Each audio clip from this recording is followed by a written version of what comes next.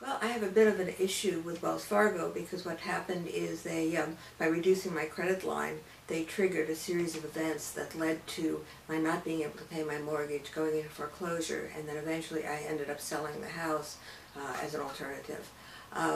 What happened is that all of a sudden I've been paying regularly for over 20 years, and then they suddenly decided to reduce my credit line from 20,000 to 15,000.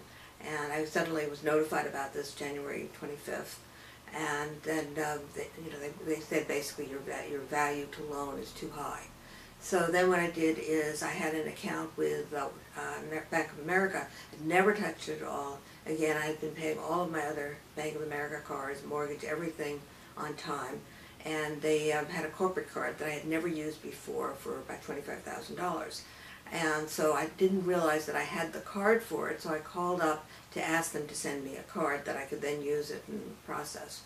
So they were just about to send me the card, and they had gotten my address and were ready to send it, when they said, oh, we have a great offer for 13% interest. You get a balance transfer. And I thought, well, another good deal, because then I won't have to run it through my own merchant account, which would be about 25% plus pay the transaction fee. And so, I'd be saving a huge amount. So I only needed $1,000. So I said, well, that's all I need. And they said, well, we just have to get an approval.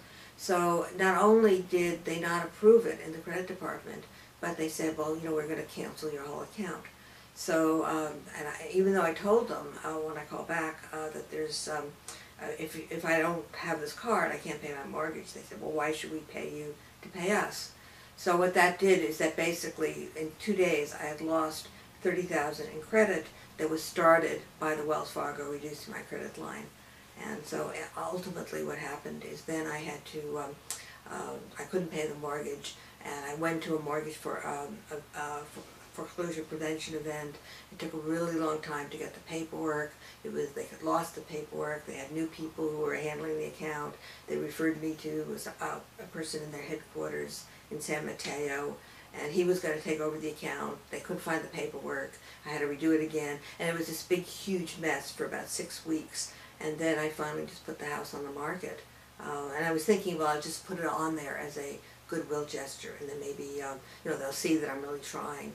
And I really didn't expect it, and I ended up selling the house within 3 days. And in these 2 days, January 5th and January 26th, I lost about $30,000 in credit right away, and it was no fault of my own because I've been paying everything regularly. It's just the banks decided to look at my credit line, and they, once you use about 50% of the credit that's available to you, they start reevaluating it.